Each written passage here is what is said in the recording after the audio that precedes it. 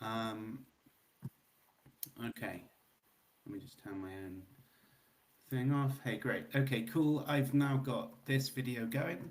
This is some guy called, let me press play a little bit more so his name appears on the screen, Eli Ayala. And he is a precept dude. And he seems like a nice guy. And actually, I think some of what he says seemed quite well informed for a precept, to put it like that. Um, Nevertheless, uh, I thought that there was a load of stuff that in what he's saying that was interesting, and I was going to sort of do a live react to it. So I got tagged, just for a bit of background. I never heard of this guy until the other day. I got tagged in a Facebook post by my friend, and what this guy was asking for ideas for people to come on his show or things for his show to be, something like that. And my friend James said that one of like if he's looking for things critiques of tag, then he should bring me on and tagged me in it. So I was like, yeah, why not? Let's do it, kind of thing. And so then James messaged him saying, "What are you going to bring Alex on then?" And fair enough, maybe he had something else to do, but he went off and did something else anyway, and apparently didn't have time for that. I'm just checking the chat now. Can you hear me, like what I'm saying right now? Am I too quiet? I'm maybe hearing stuff about like um, volume. Type in the chat if you can't hear me, or if you can even. Looking at chat, don't see anyone talking about volume right now. Harmonica Luke, he said quiet for me, cranking my volume. That might just be me talking quietly. I don't know. Let's assume that's true. Unless I see anything from anyone else, I'm going to assume you can hear me. I'm not going to fanny about with microphones like I was doing. All right, good. Bill Ashby, yes. Okay, JP, yes. I'm quiet, am I? All right, cool. I'll try and speak louder. I don't want to fuck about with the volume controls. If you can hear me, I think that's probably good enough. What about, like, what's the screen showing right now? It's just me sharing my screen, right? You just see this guy, Eli. You don't see me as well. I don't know how you put me in the picture as well, if I'm not in there. All right, I'm getting loads of comments now. Volume is fine. That's good. Okay, Dan's saying you had to crank it up a bit, but it's basically fine. Cool. And picture quality, is that good? Okay. All right, sweet. I'm going to carry on. Shout at me if you if you there's any reason. Cool. Me and Eli in the screen. Okay, cool. Okay, great. I'm going to carry on with this then. So let's hear what Eli's got to say. So I guess the other thing is, can you hear him? So if I press host play now. Eli Ayala, and today we're going to be covering the transcendental argument for God's existence. So can you hear that? Is the next question.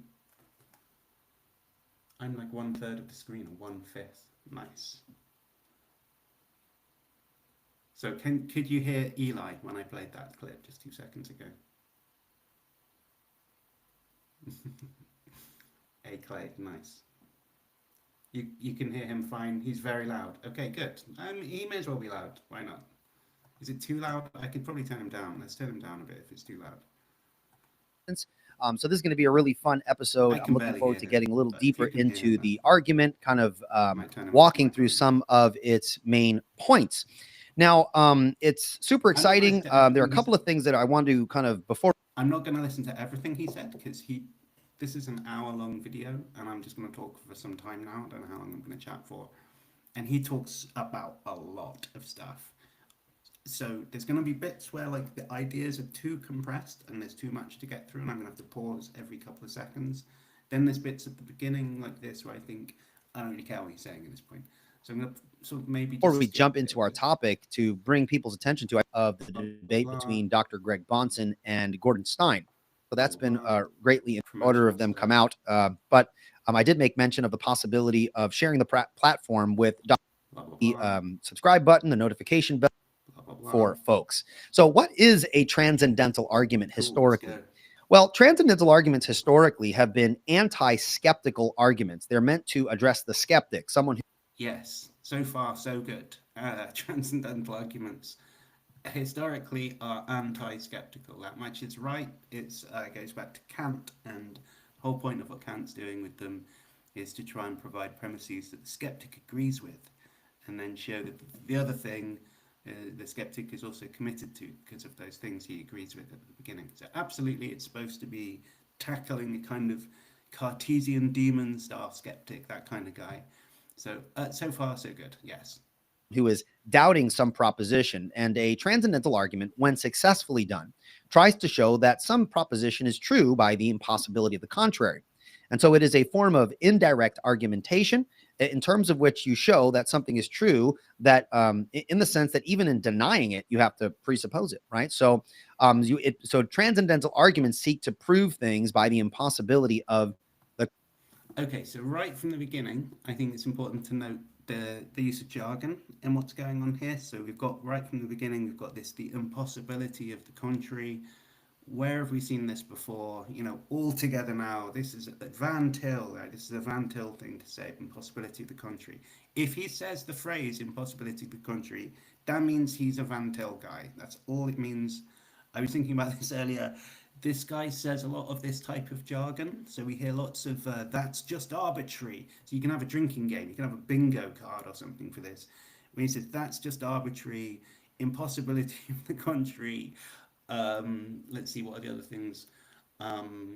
We'll get to them. I'll point them out as they come along. But if you've got hard liquor nearby, have it at the ready for when you hear these jargony style things. It's a bit like if you ever go and see like someone like emceeing or rapping or whatever, and they have these like token phrases that they use when they can't remember what to say next, and they say like "hold tight, all the crew" stuff like this. You know, like where are my girls at? Blah blah blah. You know, when they don't know what they're saying, they're just waiting for their brain to catch up with where they are, and they say these stock phrases like that. Impossibility of the contrary is like that. He's like an MC who's freestyling and doesn't know what to say next. So he's giving his brain some time to catch up with himself, and he'll say these types of terms. So anyway, transcendental argument seeks to prove things by the impossibility of the contrary. Not really true. I mean, it's just, he did say correctly, as far as I'm concerned, transcendental argument tries to show that something, X, is the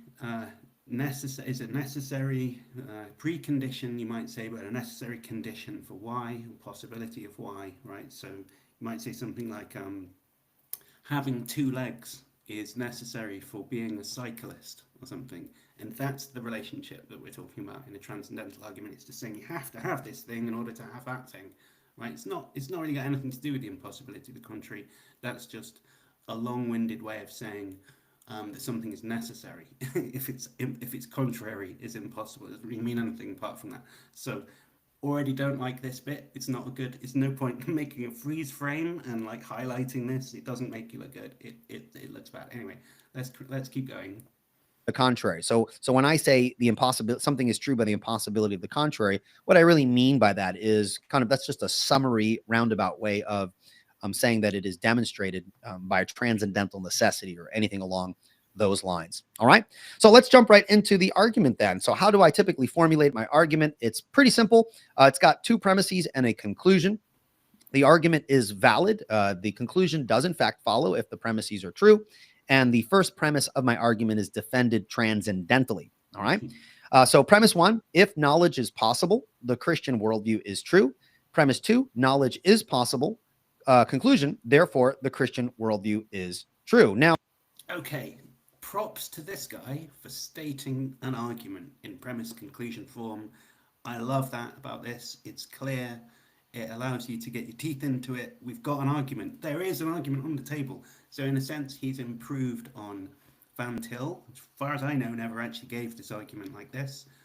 Maybe Banson gave an argument once, but most of the time, presuppositional apologetics guys don't give an argument actually as such.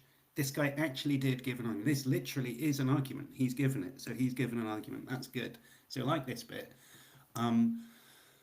My initial response to seeing this argument is premise one is absurdly over ambitious. There's no possible way that you're going to justify premise one. That obviously he's going to spend most of his time trying to justify premise one. That's what the rest of this is going to be. Because he spends almost no time talking about it. Premise two, I might say more about this as we go along, but what do you mean knowledge? What do you mean? Do you mean justified true belief? Do you mean something else? What do you mean? Knowledge is a problematic term in contemporary professional philosophy. It's not a settled thing. It's not like everybody knows what knowledge is and everybody agrees. Some people think, certainly, some people think that certain concepts of knowledge are not legitimate. They're not real. They don't make sense. That in a sense, they're not possible. So it depends what you mean by knowledge. Because some people might say, if that's what you mean by knowledge, then I think premise 2 is false. So he never gives an analysis of knowledge in this video, as far as I know. I watched it before. I don't think he does. Premise 2 is just kind of boring. He's not really interested in it. He just thinks knowledge is some kind of uncontroversial thing. We all must concede knowledge is possible. He thinks premise 2 is just nobody would contest this. And if you do, it's some kind of own goal or whatever. But doesn't seem interested in providing an analysis of knowledge or really mentions anything about controversies around the definition of knowledge. So premise 2 just falls away. Anyway, so let's keep going. It's because the rest of this is all going to be about premise 1. Like, as I said, on its face, an absurd premise. We'll see if he can say anything that makes it seem less absurd. Now, the transcendental argument for the truth of the Christian worldview, as formulated here, what I've just provided there, really is going to hinge on the necessity of Christianity as the precondition for the very possibility of knowledge. So, also note that the term precondition doesn't really mean anything specific. It's not like, I'm not sure that it means anything different from condition. I don't know why the word like the prefix pre is really on there. I don't know what that does. When he often says stuff like the preconditions for knowledge, I mean, I'll keep focusing in on more specific things, but just to highlight this, you know, he'll say this is the precondition for that, but you're never really clear what he means when he says that this is a precondition for that. It's kind of a woolly word that plays a lot of different roles. Anyway, let's come out. I'm highlighting a lot of stuff without really saying it, so let me shut the fuck up for a minute. Let him speak, and then we can get into something. The first premise, if knowledge is possible, the Christian worldview is true, is going to require most of the careful defense. That is what I like to say. It's the premise that's going to carry most of the weight. Okay. Obviously. And so this is going to require the more careful analysis. Now, it's asserting not merely the truth of Christianity, but if you think about it, it's transcendental necessity for rationality itself, for knowledge and intelligibility. We can kind of fill it in with whatever we'd like there. And so he gave the game away a little bit by saying he didn't really care if the antecedent was about knowledge being possible. It could be anything really. May as well be logic is real or the world exists or something, whatever. Point is, on this view, Christianity is this universal, it's cult-like, it's a universal thing. You sacrifice everything for Jesus, all your thoughts, all your intentions, all your beliefs, whatever. They should all be focusing right in on the Christian, blah, blah, blah, blah. So obviously on an absolutist conception of the religion where everything completely is focused in on that one thing, there's nothing else important apart from Jesus, and everything should be sacrificed for it. Of course, if that's your view of religion, then it turns out that like everything, or logic, knowledge, anything, presupposes God, obviously. So for him, it doesn't really matter what you pick. If you want to talk about ice cream, you can talk about ice cream. If you want to talk about knowledge, you can talk about knowledge, whatever. Everything presupposes that the Christian worldview is true as far as he's concerned. And I think Banson says something very, very similar to that, right? It doesn't really matter what the thing is. Everything is transcendentally justified only by Christianity or whatever. Just think that makes the claim absurdly ambitious, right? It'd be one thing to say, you know, this cup of tea is, you know, presupposes Christianity is true or something, but nothing else does. You know, then at least it would be modest. Or, you know, I don't know if anything else does. I'm just saying this one thing does. But this is the most ambitious possible way you could say this. Literally anything, every possible thing you can look at, that presupposes that Christianity is true. So in a way, the apologist here isn't really interested in knowledge, logic, anything like that. They're only interested in it insofar as it's a vehicle for promoting this tag argument. Anyway, so another thing just to highlight. Let's keep going. Oops, the spacebar doesn't play. Okay. To establish this, we're going to have to show that the Christian worldview provides what we call the ontological and epistemological conditions necessary for knowledge, while all competing worldviews ultimately collapse into skepticism, inconsistency, arbitrariness, or anything along those lines. Arbitrary. Anyone who had arbitrariness on their bingo card, you have to have a shot of Sambuca now. And so what does that look like? Okay, so someone might ask, what is the justification for the truth of premise one? Dr. Greg Bonson was a renowned... This is an advert, and I'm going to skip it. You will not regret it. And soon, they're expanding with Bonson U Plus and Bonson U Live, bringing fresh supplemental learning and real-time engagement. Again, go to apologiastudios.com and start your journey today. Keep going. Okay, good. Oh, no, actual advert. No, I need to pay for using really long apology on the product. I need to skip it. Okay. Well, first, or someone says, what's the inference for this argument? What principle of inference is being used in this argument? Well, if you understand... hold on a second. Are we investigating which principle of inference we're using in a modus ponens? Is that what's happening now? Okay. Understand logic and you understand the nature of the argument I laid out, it is obviously following a basic modus ponens format. Good. Modus ponens would be something along the lines of if P, then Q, P, therefore Q. If knowledge is possible, the Christian worldview is true. Knowledge is possible, therefore the Christian worldview is true. Okay, good. He's right about that. The argument was a modus ponens. Hopefully he's not going to try and belabor this by explaining why modus ponens is valid, but that's true. And in a way, the transcendental logical argument is just a modus ponens. It's just saying if X is necessary for Y, if X is necessary for the possibility of Y, wait. How does it go again? So X is a necessary precondition for Y, and Y is true. Is that a modus ponens? I think it is. I would just say something like, that's just a conditional first premise. If X is true, then Y is true, right? If it's possible that, knowledge exists, then the Christian worldview is true. But that's the first premise. That's like a conditional in a modus ponens. And then the second premise would be knowledge is possible. And then the conclusion would just follow. So a transcendental argument, according to this sort of standard form, just is a modus ponens argument. It's an argument where one of the premises is conditional, and the second premise asserts the antecedent of the conditional. That's it. The only thing that's different is that it's like a type of modus ponens where the relationship between the antecedent and the conditional is that effectively it's just that the conditional is a possibility claim. So we're saying something like, if Christianity is true, then knowledge is possible, something like that. So it's supposed to be like stronger because the antecedent is like more general. It's just the possibility of knowledge. So anyway, he's right. It is a modus ponens. No problem. I haven't got any problem with that. True.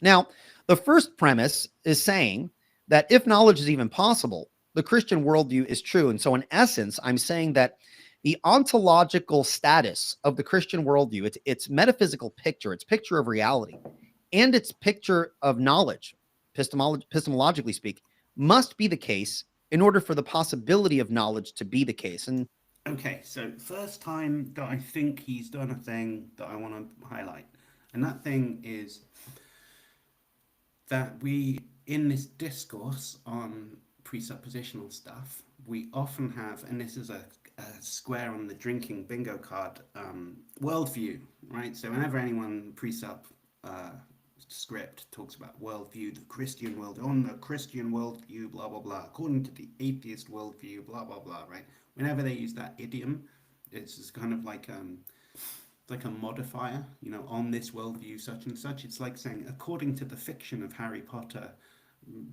I don't know anything about Harry Potter. According to the fiction of Lord of the Rings, Gandalf is a wizard, right?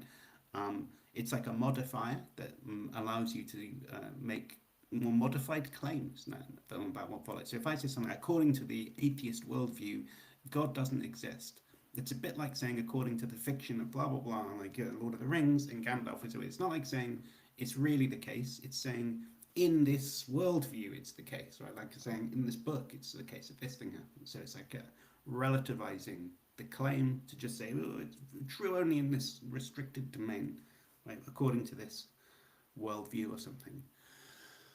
But unlike a book, a worldview is it's not really clear what that's supposed to mean. So there are There are different accounts of what worldviews are. This guy never says what he means by worldview, just like with knowledge, and precepts generally don't spend that much time talking about this. They're kind of, in my view, want you to not spend very long thinking about this, because it's easier for them to use the concept if you haven't spent much time thinking about it. But here's at least two different understandings of what we might mean by a worldview, right? On the one hand, you could say that a worldview is just all of the beliefs that I have. So my worldview is just everything that I believe. In which case, good thing about this view, it fits with what they say when they say everybody has a worldview. Right now, it's undeniable everybody has a worldview because everyone believes something, right? No matter how incoherent or limited things that they believe might be, everyone's got a worldview in that sense because everyone believes something. So there's some set of things for each person. There's some set of things that person believes. So cool. Downside is it doesn't fit some of the other stuff they say about worldviews, right? Because they also want to say that every worldview needs to do stuff like provide the grounding for whatever morality and epistemology, ontology, blah blah blah. Now, it'd be good if your worldview did that. It'd be good if you had coherent beliefs structured around those things. But unless you've done like a grad course in philosophy and spent absolutely ages really working this stuff through, you probably don't have a coherent picture of like every aspect of morality, of metaphysics, of epistemology. It's huge. It's basically everything. So maybe some people do. Like Spinoza had a very well worked through system that comprised of all of those different aspects. So maybe he had a worldview in that technical sense, but almost nobody else really does, right? Because even professional philosophers will scratch their heads when you ask them about something that's outside their very narrow field of expertise. So most of them won't have all of the answers to every single metaphysical, ethical, or logical, or epistemological question you might ask them. Right? They will say, "I don't know," often when you ask them questions like that. So we've got two ideas of worldview, right? One of them is just whatever you happen to believe. The other one is a fully coherent system philosophy, right? And they're not the same. Everyone maybe has just some beliefs that they hold, some set of beliefs that they hold. Sure, but there's no requirement that covers morality, logic, epistemology, anything like that. I could have my dog has a worldview on that first view because she believes some basic stuff about what's going on. Like my granny who'd never studied philosophy, she had a worldview because she believed some stuff, but she didn't know anything about morality, epistemology, or ethics, or anything like that, right? On the other view, it's good because it does cover all of those questions, but then again, it's bad because not many people have it. So what they want to do often is just flip between these two views as they want to. So sometimes a worldview is something everybody inescapably has, and then sometimes a worldview is this thing that like a sort of uber academic philosophy professor would have, and only they would. And let's see if we can catch him switching between those two things. The other thing I want to mention on those lines is about which things fall under the worldview, right? I mean, we're not going to resolve the question of what he means by worldview because he doesn't explain it at all in this video. Maybe he does in another one, he doesn't in this one. But often what we're going to be doing is comparing worldview stuff. So we'll say something like, well, how is logic explained in Christianity? How is logic explained on atheism, right? And then, okay, maybe we can sort of say something about how they are sort of explained on those two different worldviews. But if we want to compare them and say, this one's a better explanation than that one, what we need is a kind of measuring stick that tells us, well, the good explanation is on this worldview and a good explanation is on that worldview. And that measuring stick can't itself be worldview relative, right? Because, I mean, if the measuring stick measures, a meter, if you dip it into the Christian worldview and it's showing a meter, or I dip that same measuring stick into the atheist worldview and it shows us 2 centimeters, because on the atheist worldview, that's not a good judgment, right? But on the Christian worldview, it's a really good judgment, right? If that was worldview specific, you couldn't use the measuring stick objectively to measure the same thing in each case, because it would just look good because on the Christian worldview, that measuring stick is generous. It would look bad because on the atheist worldview, that measuring stick is not generous. So for the measuring stick idea to be useful, it has to be kind of independent about anybody's worldview.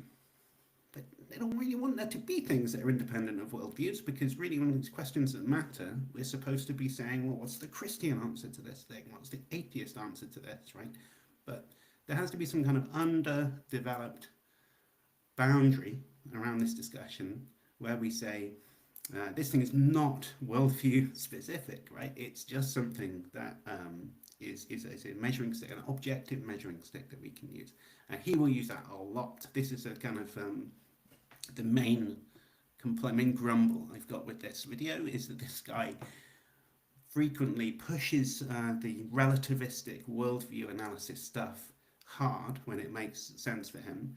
You know, it's just this, the Christian concept of this thing and the atheist concept of this thing, and then incommensurable and blah blah blah. It's difficulty like communicating between them because they're so different. There's counting for a Christian, there's counting for an atheist, and they're different.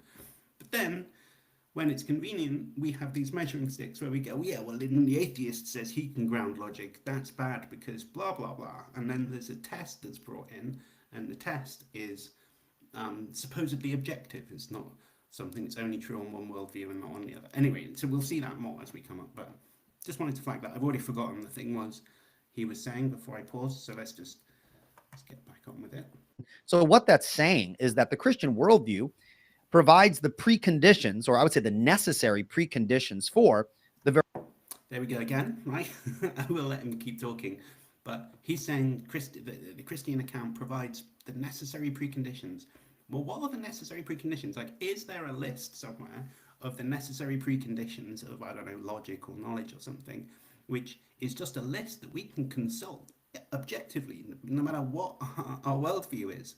Because he thinks he needs it to be the case that there's some this is a necessary precondition of blah, blah, and you will agree with me, Eli, regardless of what your worldview is, on what the necessary preconditions are. It's like if I just say, you know what, on my worldview, grounding logic is not a necessary precondition for logic. Like, I'm not allowed to say that because, or no, sorry, let me put that slightly more formally. Like, so if I say something like, I take it that on my worldview, truth is not grounded, let's say. I suppose somebody said that. This guy thinks that the condition, or the kind of the criteria or something of being grounded is just good for everyone. Everyone should think that it's better if a theory grounds logic in something than if it doesn't, right? Not grounding logic in something is bad, grounding logic in something is good. But, you know, that decision itself strikes me as something you could think is just an artifact of your worldview, not an objective measuring stick that we can use to determine which of our worldviews is like good or bad, independently of adopting one of them. So I think what he's doing really is, like, the right way to put this is that he is not doing an internal critique. He's actually doing an external critique, because he's keeping fixed his own measuring stick from his worldview, and taking that with him as he wanders into yours and starts saying, oh, this stuff in your worldview is rubbish, because look, here's my measuring stick that I brought with me from my worldview, and it says that this stuff's rubbish. Right? That's not an internal critique anymore, it's an external critique. He's saying, from my viewpoint, your worldview is saying something or other, and I object to it on the basis of stuff that's true in my worldview. And that's fine, it's just, who cares? I don't care about that. You know, if I said, from my worldview, God doesn't exist, so, like, this guy who's pretending to be God in your worldview sounds like a right dick, because, you know, God doesn't exist, right? I'm bringing with me I'm keeping fixed some aspect of my worldview when taking it over to his to judge it. It's just, on his worldview, God does exist, so, like, there's no point starting a criticism of the Christian worldview on the basis that God doesn't exist, and it's just not an internal critique. So I think what's going on here is that basically he is appealing to a bunch of stuff that he thinks is neutral, but at the same time he's sort of committed to there not being any kind of neutral machinery like that that you can appeal to. So the whole thing's incoherent, I think. Anyway, let's keep going. Let's see what else he says. Oops, I fucking rewound it instead of... All right. Christ. It's like the worst stream. Necessary preconditions for the very possibility of knowledge. Now, it's important at this point to lay out, you know, what are those preconditions? What makes knowledge possible? What are the preconditions for knowledge? That would be good. I'd like to know what you mean by knowledge first, before you tell me what the preconditions are for it. But I'll take that. Let's go. What are the preconditions for knowledge? Knowledge properly understood, if you think about it, presupposes objective truth. Knowledge, I'm gonna go through these slowly. So knowledge if you think about it, presupposes objective truth. I mean, sure, okay, standard analyses of knowledge do include a truth condition. Sure, this is not surprising. Um, you know, the JTB approach is not right, but it's a standard view that people have. Would say that knowledge is something you believe. You have to believe that it's true. You have to have some justifications. You have to have some like epistemic. You have to relationship to something epistemic that will mean it's reasonable for you to think that the proposition is like more probable than it would be otherwise. Something like that. Theories of justification will vary widely, so obviously there's different ways of construing that, and also that it's true. So typically, theories of knowledge will suppose if you believe something, you have justification for thinking that it's true, but it isn't true. That doesn't count as knowledge. Sure. So for something to be knowledge, it has to be true. But the only thing I want to insist on here is that normally it doesn't rely on you having a specific theory of truth as such. You could have a view of truth where truth is objective or something, but you could have another view where truth is not objective, it's subjective or relative, I don't know, whatever. I still think you could just say, well, on my view, knowledge is still justified true belief, let's say, some version of that. But by truth, I just mean what I mean by truth. It's not objective. So right out of the gate here, he's just sort of saying that knowledge, without giving an analysis of it, so we have to put the pieces together for him, but knowledge requires objective truth. And it just seems to me that that's a little bit further than what you actually can say. Standard accounts of knowledge require some truth condition, but they don't specify the theory of truth. They don't say that it has to be objective, subjective, whatever, just that it has to be true. So I think already he's going beyond what he's allowed to, given the constraints of this stuff. So, all right, let's keep going. The reliability of human cognitive faculties. Okay, so also for knowledge, in addition to it being true, it has to be that we have reliably functioning cognitive faculties. So I don't know what that means, really, because I don't know what reliable means. How reliable do you mean? Once, ever in your life? Every time you say it? Something in between there? Exactly where in between? What do you mean? So I don't know that knowledge requires reliable in some sense. Presumably there's some sense in which that's true. There's some sense in which it doesn't require reliable, doesn't require 100% reliability, for instance. I'm allowed to sometimes make mistakes, and that doesn't mean I don't ever have any knowledge. So there's somewhere in the middle between perfectly reliable and perfectly unreliable, and I don't know what he means by reliable.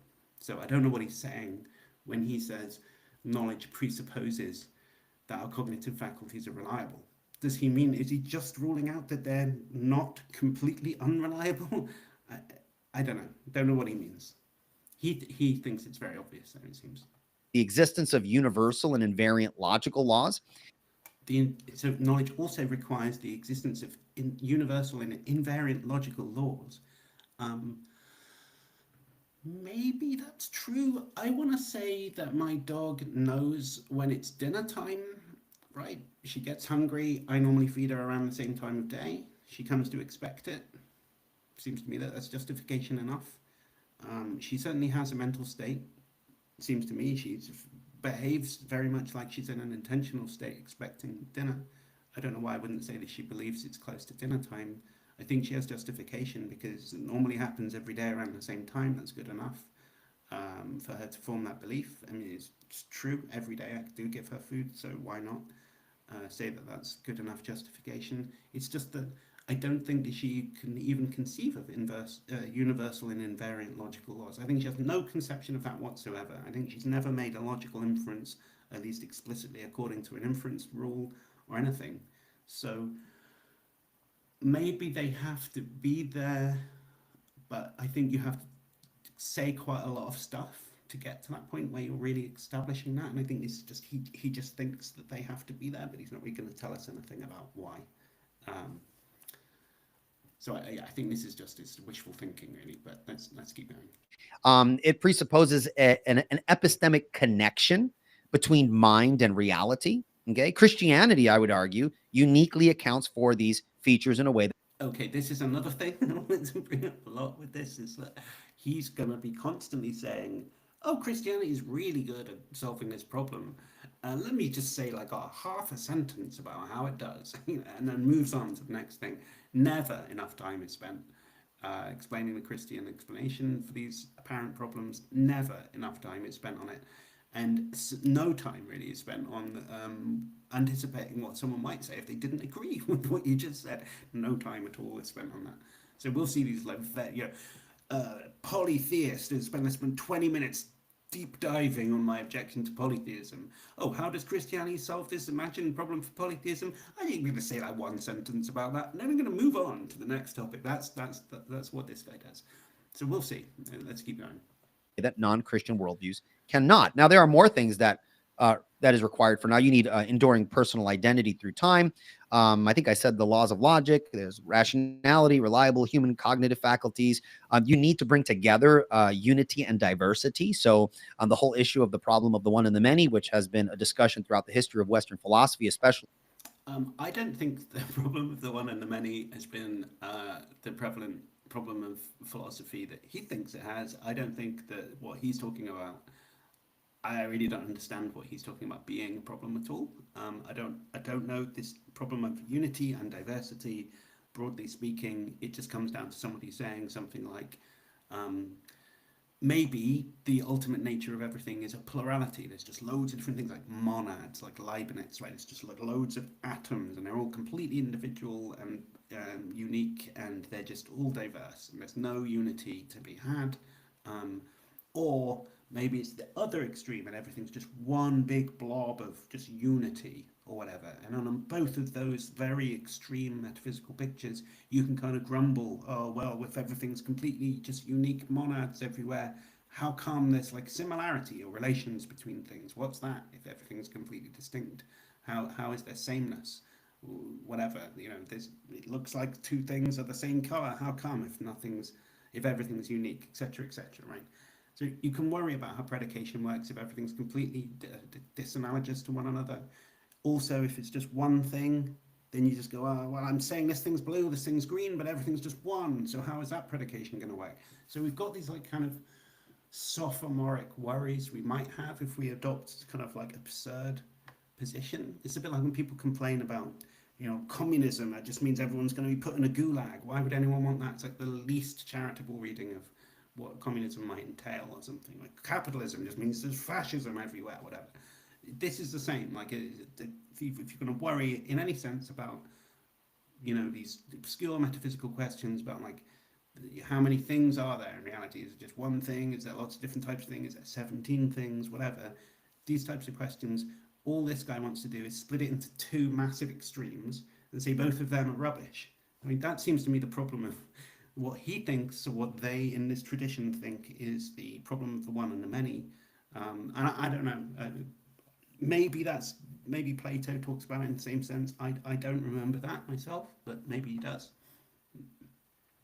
My reflection on this is that it just sounds like a made-up problem. I think it goes back to one of Van Til's PhD students is this guy called Rushdoony, and I think his PhD thesis was on the one and the many, problem with the one and the many, and I think that's where this all goes back to, and I think that's just trash, basically. I think it's just rubbish. So anyway, let's move on. Let's keep going. In the writings of the pre-Socratics, and a whole host of other things must be the case for knowledge to be possible. And so this argument is trying to show that given the truth of the Christian worldview, the actual truth of the Christian worldview, the ontological truth of the Christian picture of reality. The ontological is not a modifier for the word truth. Doesn't mean anything to say that. It's just verbiage. That's just your MC again saying, hold tight, West Side crew, whatever, as he waits for the next thing to think of to say. That doesn't mean anything. Ontological truth or ontological necessity, whatever it was he said here. It's a meaningless prefix, doesn't mean anything. And the epistemological considerations as to how knowledge is gained within the Christian system must be the case in order for knowledge to be possible. Now, why should we think that this is true, right? Well, if you think about it, if we lay out the Christian picture, we see that given the Christian picture, those preconditions are satisfied. Okay. For example, this is another thing. Let's just point this out. So when he's saying, "Oh, on the Christian view, what do you know? What luck? All the things that I just said are needed, they're all there." I think this is a really small circle, because where he's getting the things that he's complaining about when he's saying, you need to have this for knowledge, like he said, you need to have a solution to the problem of the one and the many. Well, he's only saying that because he thinks that he's got a solution to the problem of the one and the many. So it's like he's just sort of saying, here's all the things, all those little, like, if I evaluate the Christian explanation, or his very specific Christian explanation of these metaphysical questions, right? That, like, how come logic? Well, logic is grounded in the nature of God, or something. So he's going to say, look, it's good because on this account, logic is grounded in the nature of God. So that's a big tick for my view on this, right? It being grounded in the nature of God is a thing that counts in its favor, right? That opinion is the sort of thing that's true on the Christian worldview, I guess, but it's not something that's a measuring stick that you can take with you when you go and look at somebody else's worldview, because I might be, a polytheist or a deist or an atheist or anything, and just take to myself, part of my worldview is that truth is not grounded in anything else, right? Perfectly reasonable view. It seems to me that you might limit something's got to be not grounded, right? Why not let it be beauty, truth, and knowledge, or whatever the traditional Platonic kind of triad of, like, this kind of three, like, fundamental concepts. Why not say that truth is not grounded, right? For one thing, it just seems like a reasonably plausible first pass thing that you might say. Truth is just truth, it's not grounded in anything else.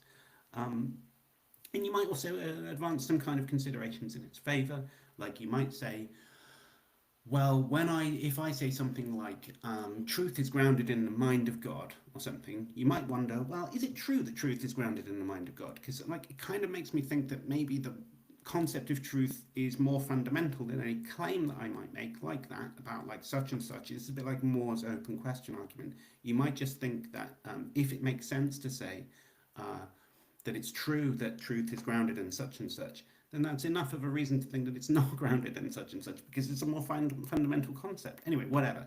Let's not get lost in the weeds of that type of argument. It's just not everybody thinks that grounding something in God is a tick that counts in favor of that.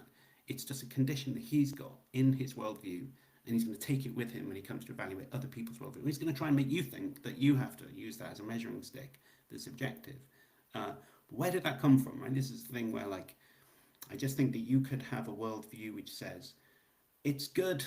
The truth is not grounded in anything because it's a fundamental concept. It shouldn't be grounded in. Attempting to ground it in something is futile. Something like that, you might think. Then actually grounding it in something like God, it's not a tick. Actually, it's a minus. It's a bad thing. You don't want your theory to do. As I said, this is like the meme of this video. Let's keep going. Christianity uniquely accounts for these features in, as I said, in a way that non-Christian perspectives can't. If you think about it, the Christian doctrine of God as the absolute, personal, rational, and sovereign creator ensures that reality is inherently intelligible. So I don't know what you mean by saying that God ensures that reality is intelligible. What does he do? How does he do that? What does he do on his part that guarantees that reality is intellectually or whatever apprehensible by us? Whatever he does, you're just going to say he just kind of does. He just uses his omnipotence or whatever, magic, his power, his being, his something or other, just takes care of that and can't give you an explanation for how it happens. He just does, right? That's going to be ultimately what they're going to have to say. And what that means is that the story that this Christian guy is going to be giving you ultimately is going to end in a big mystery where I don't really know how it happens, but he just does, so trust me, bro. It's going to have to end in something like that hand-wavy thing where he just says, right, God just made a cow. I don't know how he did, he just did, kind of thing. And that's not very good as an explanation, but I'm not going to get annoyed with him because I just think that, like, isn't everybody at some point going to have to say something like that, right? Unless you actually know everything and have figured everything out yourself, you're probably going to say at some point, gee, why is the sky blue? Because whatever, the photons refracting through the blah blah blah. And I'm going to keep asking you, well, how come that though, and how come this, and how come that? And at some point you're going to run out of answers, and you're going to say, I don't know, it just does, right? Everyone's in basically the same position, so it's not it doesn't mean that your theory is like uniquely bad if you have to do that at some point, but also if somebody's going to complain to you because you're saying that type of thing, well, check his theory. Is he doing that as well at some point? Because if so, then like the strategy is just like equally applicable to both of you, in which case it doesn't provide any argumentative advantage to one person to wheel it out over the other person, right? So if I say, oh, well, I can keep asking why questions with your theory, and at some point you're going to say, I don't know, it just does, right? And that means your theory's rubbish. And then they say, well, hold on, can't I just ask you why questions forever? And at some point you're going to say, yeah, it just does. And if I go, yeah, that's true too, well, then both of our theories are guilty of that thing. And that just means that then it doesn't tell in favor of either of our theories to bring that up. It's just pointless. So what I think what he's trying to do is kind of trying to make you think that your theory is going to be guilty of this, whatever it is, but his theory is not guilty of that. And that's just fundamentally wrong, right? On his view, he's going to eventually have to say something like, and we'll see him say this later on, yeah, God just does though, so it's okay. Let's see him do that. Right? Since God is the God of truth, John 14:6 says this, and all throughout Scripture, God is the God is the God of truth because it says so in John 14:6. That's a measuring stick that only makes sense on the Christian worldview. I'm not going to care about that if I'm, from my point of view, I don't see that matters at all. Of course, anyway, whatever. ground of truth. When you think in terms of metaphysically what God is, that makes perfect sense, right? His creation is ordered according to his rational nature, and not just his rational nature, mind you, his consistent nature. Right? Okay, so look, imagine if I just say to you, how come God's got this rational nature? What is it that explains that? He's just going to say, no, he just does, right? It's just part of his nature, part of his necessary nature that he necessarily has this thing of necessity by necessity, right? Okay, great. That's fine. You can say that if you want, but anyone can say that at any point about anything. So I could just say, in my view, truth is just not grounded in anything. And it's necessary by the nature of its own necessary nature of necessity, whatever. I can just mimic the same meaningless string of words if I want to as well. There's nothing to stop you. There's no like special barcode on the back of the God concept, which says and with this product you're allowed to appeal to the necessity of its own nature, and that other products don't allow you to make that same claim. Right? That's not true. So I can say that anyway, even if what we're talking about is the necessity of the cosmos' own nature. It's kind of cliche and obvious to say that, but there's just nothing about the God concept that means that it's the only thing that could be necessary of its own nature or something, right? It's just something that he thinks on his worldview that's true. So he's taking his measuring stick with him again. So same thing. Right? And so creation itself is ordered according to his rational and consistent nature, guaranteeing a correspondence between human cognition and external reality. And this is, well, again, how come? Like, what luck for us that God's necessary nature that he has of necessity just happens to be that he makes everything super comfortable for us to live in. Because he could, epistemically, I'm thinking God could have had any nature, couldn't he? He could have been a bad God, he could have been a good God, he could have been an indifferent God, he could have been a playful God, he could have been whatever. Just so very lucky for this guy that he happens to have been the God that was like super serious and really wanted the world to be logically consistent with an invariant universal law, blah blah blah, right? It just happened by luck. There's no reason for that. There's nothing else to say. There's anything else to offer to explain why that's the case. It just let him have that assumption. That's all he wants, and everything else will fall into place. But cool. Well, if we're going to give him, we're going to slide him assumptions for free like that. Slide me a couple back this way, bro. Let me have that same assumption. Okay, so like I'm just gonna say that the universe just is necessary, whatever, guarantees the rationality of whatever, just the same way that you say God does. After all, you have no real explanation for why that's the case, so I don't need one either. I'm just not going to play the game differently to you. Let's just play it the same way and see if there's any real difference between our perspectives. So important, because without a metaphysical ground for truth, knowledge would be reduced to mere subjective opinion or... Okay, so it's really... without a metaphysical grounding for truth, then knowledge would be reduced to mere subjective opinion. But I just don't understand. What about deflationary theories of truth, right? So that's just not positing that there's a metaphysical thing to be grounded in anything at all, right? So Frege, who's the guy who came up with the deflationary theory in the first place, maybe it goes back before him or whatever, Frege was a deflationist. Did he then therefore have no justification for any of his beliefs just because he was a deflationist about truth? No, obviously that's absurd. So he's introducing this condition that truth must have a ground, as if it's got some necessary relationship to just simply having knowledge or something. And that's kind of absurd. He's just wrong, doesn't really know what he's talking about. He's using words in the kind of apologist bingo sense, doesn't really mean anything. So it's triggering to hear it, because it's like, there's grounding theories of truth. It goes back to Kripke. There's loads of work on that still in academic philosophy. This guy's got no idea of any of that. Maybe he does. He actually does seem quite well read, but for a precept at least. But he doesn't mention any of those stuff, and he uses the word grounding very liberally, like he doesn't really think it means anything particular. It's just like an emphasis word, vibes word. That grounds truth. It has a good theory of truth. It's basically all he means when he says God grounds truth. It just means it makes it good, the theory that I'm saying. It doesn't mean anything in particular about grounding, right? It's very important to bear that in mind. He's aping philosophical words, like all precepts do, aping philosophical words, but using them in a way that's out of keeping with how professional philosophers use them. A social construct or something along those lines, making objective knowledge pretty much illusory. Okay. Now, the Christian worldview, I would also argue, uniquely accounts for the preconditions of intelligibility by grounding something like logic in the immutable. That's a key point here. The immutable, the unchanging, consistent nature of God himself. Okay, so here we're kind of getting closer to something that's like a legitimate theory that you might find in philosophy. So he's talking about the grounding of logic. Now, again, you might say, I don't think logic is grounded in anything. Arguably, that view goes back to Aristotle, so it's, you might say it's kind of the original view anyway. But in the history of philosophy, we have people who try and give kind of conceptualist underpinnings for how logic works. So Kant or the intuitionists like Brouwer people, they're all on that same idea that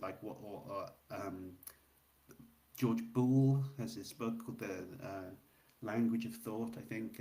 Leibniz has a similar idea that what's going on, what logic is doing, is it's tracking how your mind works, basically, at least in some way. It's tracking how it works when it's doing inferences, and it's basically a mental phenomena that it's tracing out. It's kind of a map, but the landscape that it's really tracing out is mental stuff. Then 20th century people from Wittgenstein onwards were into this idea that what logic is doing is it's tracing out some boundaries, some conceptual kind of framework or something, but it's not mental, it's fundamentally linguistic is what's going on. It's like rules for a specific language that we've defined work like this, and that's how logic gets its purchase. It's about like rubbing up against the boundaries of specific rules of a language or something. There's also realistic conceptions of what logic is doing, so that there's some kind of Platonic entities, Platonic with a small p, obviously, but we're saying it's some kind of non-mental, non-physical something that logic is connecting up to, and it's tracing out the contours of some other sort of aspect of reality that's not mental and not physical. It's some Platonic third way thing that's going on there. What he's doing is he's trying to say no version of realism is true apart from conceptualism, but only type of conceptualism that's true is divine conceptualism. So it's meant tracing out the contours of something mental, but the mental thing that it's tracing out the contours of isn't your mind or my mind or any mind in particular, apart from the one special mind that's God's mind. Okay, great. So it's not like this is a home run. You can't just say, divine conceptualism is one out of a massive landscape of different views that you could have on how logic is like related to other stuff, what it's grounded in, if you want, what the nature of logic is like, what the metaphysics of logic is, what is logic, right? There's a load of views out there, and divine conceptualism is just one, and a reasonably contentious one as well, like not one that has even William Lane Craig doesn't like this view, right? He's a nominalist. He doesn't think, it's a type of reductivist about this, right? He's basically saying it's not true, that there's some specific thing that logic refers to when it's when you're using straightforward, like if I say the law of non-contradiction, it's not like picking out an object that exists in particular, right? Like a realist conception would do. So he's gonna have to do a huge amount. This is why he's like wildly ambitious. Like just this one little tiny corner. You know, when you look in a telescope and you see like a billion stars, and then you realize it's just a tiny little part of the sky. This thing is just one tiny little part of his argument, and yet it opens up all of these millions of different possibilities and things he'd have to somehow show. There's no other real. There has to be a realist view of logic. It can't be any of the Platonist or conceptualist views. The only one that works is the divine conceptualist. I mean, it's some absurd, mammoth task that he would be taking to. If that was the only thing he was talking about, and this is just a throwaway comment in like a 55 minute 44 second machine gun spray of comments that are just as ambitious and wildly over the top. So I can't do it justice. I can only, even now I've probably talked too much about this one throwaway comment. And with that, I'll just shut up and play more of this. Logical absolutes, such as the law of non-contradiction, are not material entities. Okay, nor are they human conventions, right? If they were contingent, they could fail to apply. Yeah, see, the thing is with the conception, it's like, no, I mean, if somebody says, oh, I think that something like what George Boole thought about language, right? But George Boole, as in the guy whose name Boole is Boolean. If you have a Boolean variable, it means true or false or something. That's this guy is a mathematician from like the late 19th century, basically godfather of like modern logic and computer science, whatever. Anyway, and his view, what he thought he was doing was like tracing out some universal language that applied to thought, right? Thought in general, not just my thought, not just his own mind. He wasn't just tracing phenomenologically. This morning I thought this thing, then next I thought that thing, whatever. It's not that type of like just this one individual's thoughts. It was something that's like a universal grammar that everybody's thought processes would use, like the way gravity or like Newtonian physics or something. It's not just this one apple that's hitting this one head right now. It generalizes to everything, right? So what Boole was doing is he thought logic was, sure, it's conceptual, but it's universal. It still applies to everybody's conceptual frame or whatever. It wouldn't be interesting if it was just an autobiographical thing about his own head. And often these precepts, I think they've spent no time really trying to understand what conceptualism really means when somebody says that in philosophy about the foundations of logic. They just want to say, oh, it just means like, dude, this morning I want law of non-contradiction to not be true, and I'm just gonna like say that it isn't, and it's just about my feelings today or something, and they go, that's a stupid view about how logic works, but that's just a kind of straw man of what this conceptualism is. I don't know if he's gonna say it exactly the same way as that, but it annoys me, the kind of like straw manning of these positions. Anyway, undermining all reasoning, but as necessary reflections of God's perfect rationality and his consistency. We argue that they are universal, invariant, okay, providing a fixed foundation for all of knowledge. Now, you contrast this with something like an atheist. like there's another thing that's annoying is like, suppose like he just said then that the laws of logic are a necessary underpinning for knowledge or something. But I mean, if the laws of logic were different to how we think they currently are, like suppose you are a classical logic guy, so you take the law of non-contradiction to be true, the law of excluded middle to be true, that type of thing.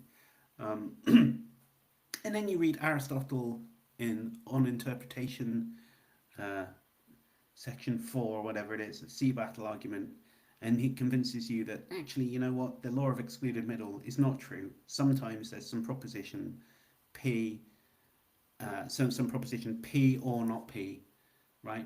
And it's neither true nor false, P or not P. It's just like it's in a truth value gap or something. And if you thought that was right, you wouldn't immediately go, oh, now I don't know what day of the week it is or what my name is, or the possibility of knowledge has been disrupted as a consequence of this, right? Like, it doesn't have that override. Like, when the stuff that you believe, what we might call the worldview that you have, is a load of propositions, and they're all kind of like meshed together more or less coherently. And if I find out something, I update my beliefs, and I come to understand that, like, oh, this proposition I thought was true is now no longer true. Maybe I thought the law of excluded middle was true, but now I've come to believe that there's at least one proposition of the form P or not P, and that is not true or false. It's neither true nor false, and therefore violates the law of excluded middle. Sure, I have to accommodate that into my new web of beliefs. Now needs to be slightly different at the very least, because I've just taken one belief out and I've swapped it for a different one, and that has knock-on effects. So I'm going to have to like make sure that I've like accommodated the new proposition that I just put in to my web of beliefs as best as I can. But it's not the case that you just say, well, look, if you take out this one belief, everything completely is obliterated, right? Like, that's not how web of belief and belief updating and stuff works. So, like, like, even if you find some like massively psychologically disruptive thing, like you come home one day after work and you find that your partner is in bed cheating on you with the neighbor or something, right? Impossible for you to fit this into your worldview. You go crazy, you punch them and run out of the house and you're crying or something like that, right?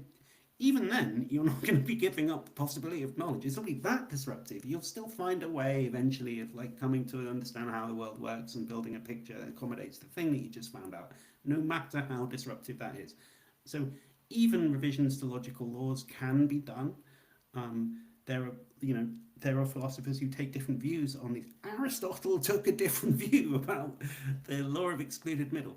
Like the very idea that just simply where if you ever challenge any of the laws of logic, that means knowledge is impossible, is absurd. Right? It's taking a measuring stick from his world.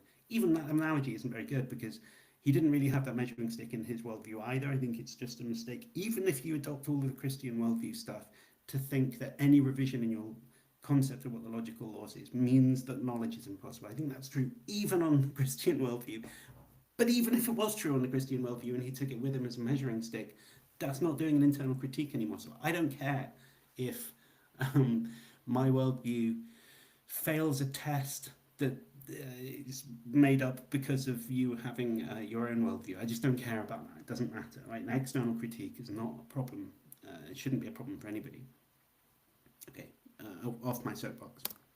Materialism, which I think is going to struggle to justify the existence of immaterial logical principles in a purely physical universe. And if you... All right, drinking game, take a shot if you have materialist atheist on your bingo card, because we've just had it. I'm actually going to make this bingo card. I think we had to distribute some like random bingo card generator thing. Materialist is not the same as atheist. You could be a materialist and an atheist, but you could be a materialist and not be an atheist, or you could be an atheist and not be a materialist. The two things are not the same. You can be a materialist and be a Christian. If you don't think that's true, go and find out more about Peter van Inwagen, arguably the greatest living Christian philosopher, who's a materialist and a Christian. So, like, anytime this comes up, I think every time I ever do a live, every time I've ever done a live, a stream, a podcast of any description, I've complained about this. The fallacy of the materialist atheist. Here it is again. It's very annoying to see it. Hold to something like a relativistic worldview, right? You're going to render something like logic a cultural artifact, pretty much leading to something we might think as epistemic nihilism or something along those lines.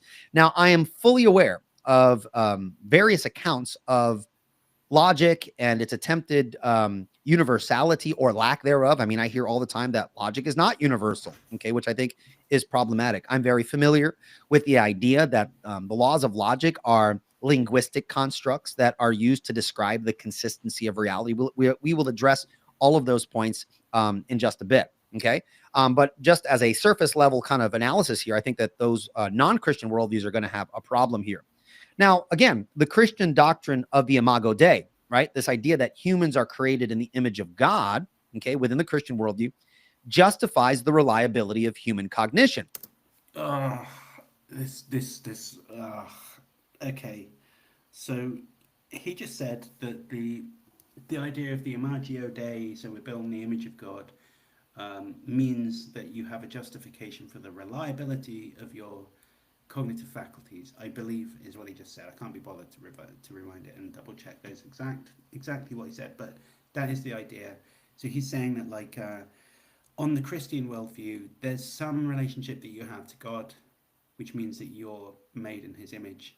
Um, that thing is enough for you to say, oh, now I have reliable cognitive processes, right? I'm going to come back to this question of like, what do you mean by reliable? Because if what you mean is um, whenever I reason about something, my conclusion of my reasoning is true, then you don't have that.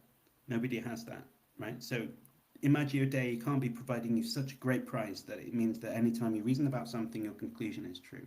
Because that's obviously not true. Patently not true with this guy, but also not true with anybody. I often make reasoning mistakes every day, right? Just ask my wife.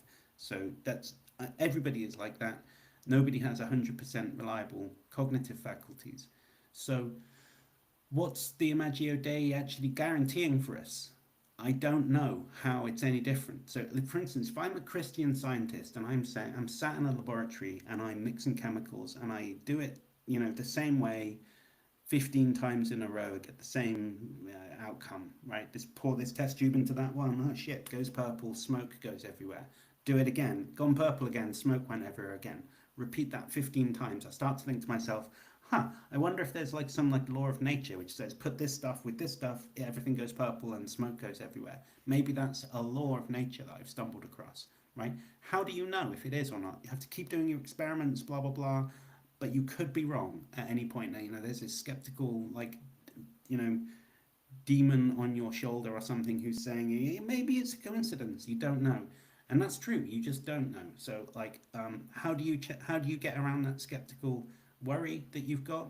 Nothing to do with the Imagio Dei is going to make any difference here, right? God doesn't tell you which chemicals you put together will make smoke or whatever. You just don't know. Yeah, the Christian philosopher and the atheist, or the Christian scientist and the atheist scientist, epistemically the same with respect to what's going to happen in the experiment in front of them. Being a Christian provides you no epistemic advantage when doing something empirical like science. So what exactly is the advantage that he's saying that we get from Imagio Dei, right? I genuinely don't know what it is. I think that at the end of the day, what you should say is that when you come to evaluate how Christians and atheists worldviews work, let's say it's like theory comparison or something, comparing explanatory virtues against their ontological costs or whatever, that in those cases it's an equal thing, a consideration that both sides have to start with, that we have flawed reasoning. It's not completely flawed. We sometimes make true inferences or inferences to true conclusions, right? Truth preserving inferences. Sometimes we don't. And that's true for both of us. It's just not something that counts in favor of one of us or the other. Now, it would be very different if the minute that you genuinely convert to Christianity and believe in God or whatever, if the moment you did that, you all of a sudden were able to rely, 100% reliably infer correct conclusions from strings of premises, sure, great. Well, I mean, I'm not sure whether I should believe in it, but at least I could see that there was a tangible difference between the people who believe it and the people who don't.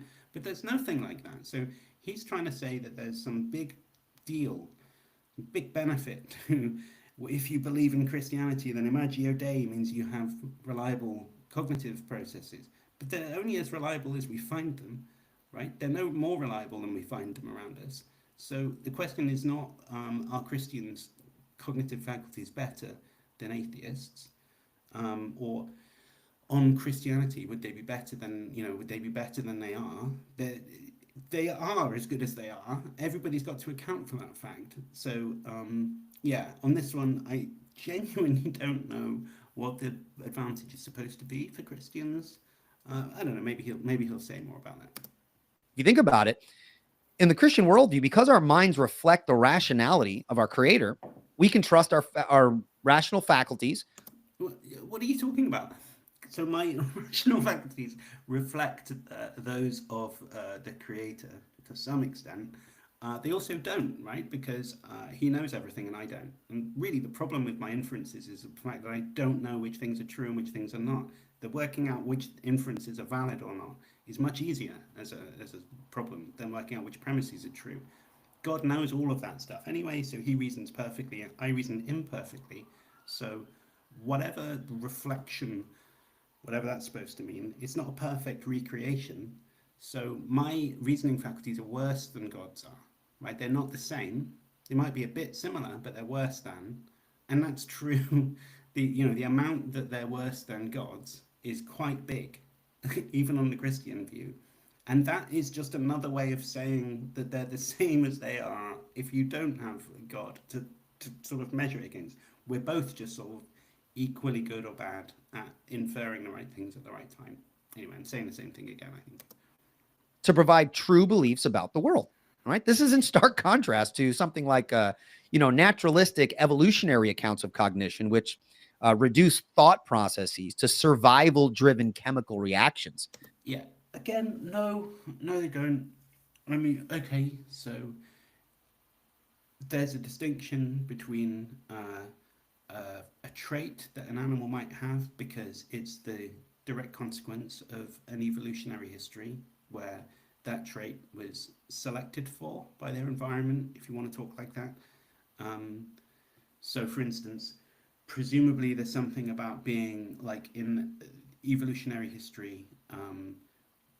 I don't know whether this is even true or not, but I think it's the case that early human ancestor, whatever, would be running after like injured, say, wildebeest or whatever, for absolutely ages until they die of exhaustion. Then we catch up with them and then like cut the bits of meat up and take it back to the tribe or something. There'd be some like long distance running thing that goes on there.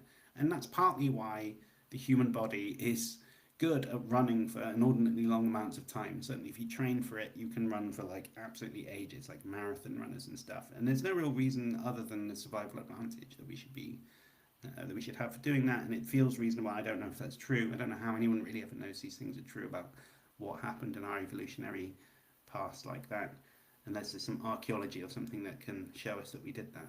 However, there are other traits that we get that are not selected for, even if you believe a story like that. Like you might say, evolution selected for hearts that pump blood around the body, but evolution didn't select for hearts that make little thump thump noises, right? Because those thump thump noises might be useful for pumping the blood around, but they're not something that itself provides an evolutionary advantage, right? So it's like an appendage to something, like a stowaway or something, right? Where evolution helps me have a heart because things that had hearts that reliably pump blood were good at passing on their genetic code to future generations or whatever, but not the thing that you want to say about why my heart makes thump thump noises.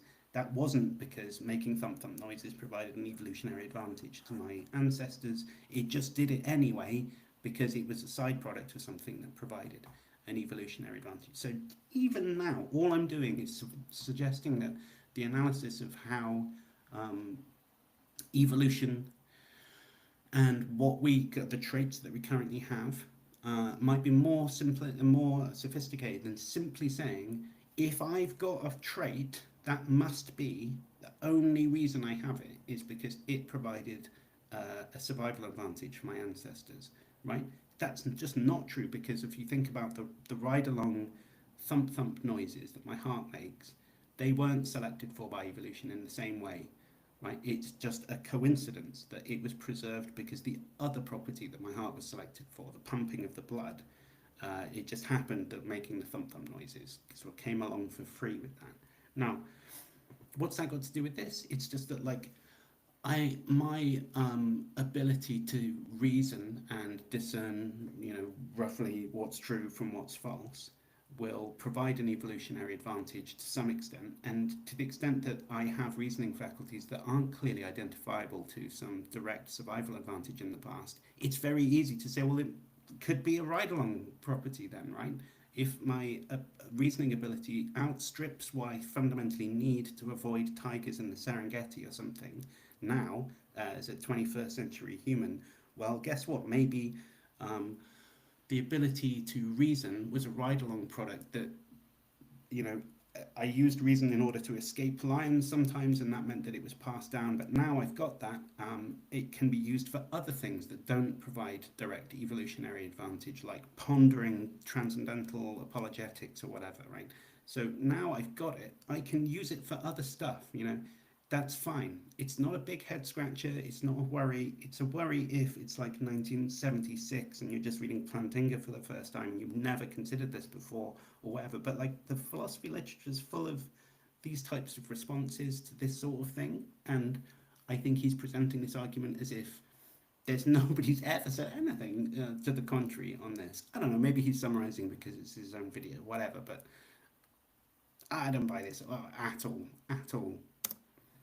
Which really provide no warrant for trusting our reasoning as what we might call truth tracking. Okay. As Alvin Plantinga has argued in various places, is if naturalism and evolution were true, okay, we would have a defeater for believing in the reliability of our cognitive faculties. And there, I mean, I've already outlined what I think is the right way to respond to this, but yeah, I mean, no. The short answer is no. It's a one syllable no. By undercutting the very possibility of knowledge. Now, other worldviews similarly fail, I think, to provide those necessary preconditions for knowledge for a wide variety of reasons. Take something like polytheism, okay? Polytheism, by putting forth the idea of multiple independent deities, lacks a coherent metaphysical unity that can ground something like universal truths. And so pantheism, for example, has a problem as well. So we're going to talk a little bit about polytheism, but just walking through this quickly, something like pantheism, again, is going to dissolve, the distinction between the mind and reality, which collapses into kind of an irrational monism, right? We can talk about that as well, where pretty much on all distinctions that one could make, including the distinction, by the way, between truth and falsehood, are going to be illusory. And that's going to be a problem epistemologically. Skepticism, of course, regardless of what flavor, I mean, it's going to depend what flavor of skepticism you hold to, but depending on what you hold to, if you're going to deny as a skeptic the very possibility of knowledge outright, that's going to be logically problematic as well. And so in each case, I would argue that Christianity alone emerges as the necessary foundation for knowledge. Now, once this first premise is established, okay, the remainder of the argument is going to follow deductively, at least how I've laid it out here. Since premise 2, knowledge is possible, is self-evident in this sense. I don't mean self-evident in like a neutral sense, that it's independent of a worldview, but it is evident in the sense that even the skeptic needs to assume knowledge in order to argue against the possibility of knowledge if he wants to deny this particular premise. So you could be a skeptic of the JTB account of knowledge, and then thereby, if somebody says, when I say knowledge, I mean that something is justified true belief, then you could be a skeptic of that and say, okay, well, I don't believe there is any knowledge in that sense. By not opening the discussion up in any sense about what knowledge means, he is making it seem like there's no debate to be had about that question, which is very annoying. Now, the Christian worldview, I would argue, is true. It's inescapable. The attempt to deny the Christian worldview, presupposes its truth. For any meaningful argument against Christianity is going to rely on the very categories that I've argued that Christianity alone provides. And so the impossibility of the contrary confirms that the Christian worldview is not merely one rational option among many, but the necessary precondition for all thought. So let's run through this real quick. If knowledge is possible, the Christian worldview is true. Knowledge is possible, therefore the Christian worldview is true. First premise is the transcendental premise, okay? What we're saying positively, that the Christian worldview provides the foundation and grounding for and a justification for the necessary preconditions for the possibility of knowledge itself. Knowledge presupposes truth. God, as the ground of all truth, and as a personal being, reveals truth. So we have a grounding for truth. We have an epistemological. Again, why should I think that having a grounding for truth is a tick on your theory, right? That's a measuring stick that you're applying to your theory that you got from your theory.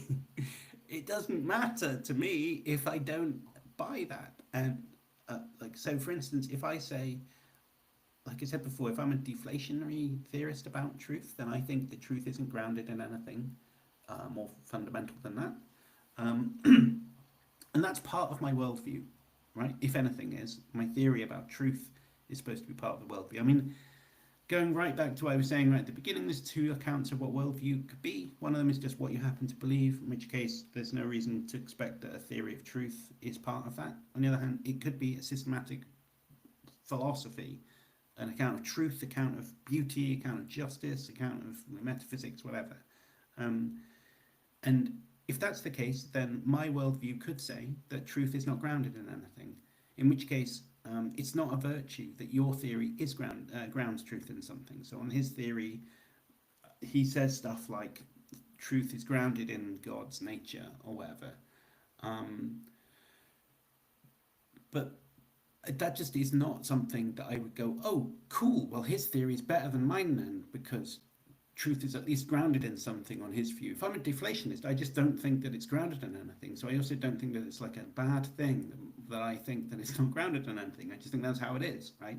So he's using, like I said before, he's using the measuring stick of his own theory to measure my theory, and correspondingly he uses it to measure his own theory as well. And I just don't accept that that's a condition that I should be worried about.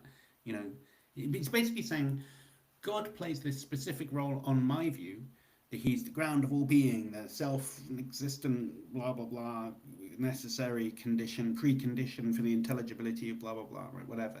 But you might think, well, on my worldview, it doesn't, you know, there is no grounding for whatever, and everything's fine. I have some other explanation of what's going on, some other story to tell you about what the measuring sticks are and how we should evaluate it.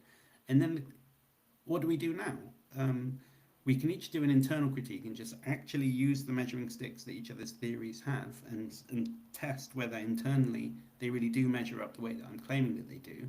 In which case, you can't tell me that I need to ground truth. You have to listen to me to tell you what it's like on my worldview, and then only then can you start measuring stuff. In which case, don't come at me with all this bullshit about measuring, you know, I don't ground truth in whatever the thing that you do. Okay, buddy? Otherwise, tell me what the objective measuring stick is that's independent of anybody's worldview. If you think that grounding truth in something is an objective, you know, theoretical virtue independently of any worldview, how the fuck did you figure that out, buddy? So neither of the available horns of this dilemma seem remotely plausible. There's just no way that he's going to chart a course between these two. It's just not going to happen. So, yeah. Link between the one who can reveal truth and finite creatures created in God's image and created for the purpose of apprehending that truth. Okay, this is another thing where like they complain constantly that like an atheist doesn't have this epistemological like special source that enables them to reliably know whatever. What's the epistemological special source that enables them to know reliably whatever on the Christian worldview? It's that God tells me. He tells me about it in Revelation. There's two types of revelation. There's special and general. So it's a bit like, well, wait, is that relativity? Special revelation and general revelation. I think those are the terms of that. Anyway, point is either he tells you in the Bible explicitly, that's special revelation, or he tells you by, you know, the flower looking so nice or whatever, they revealed the order in the world, reveals it to you as general revelation.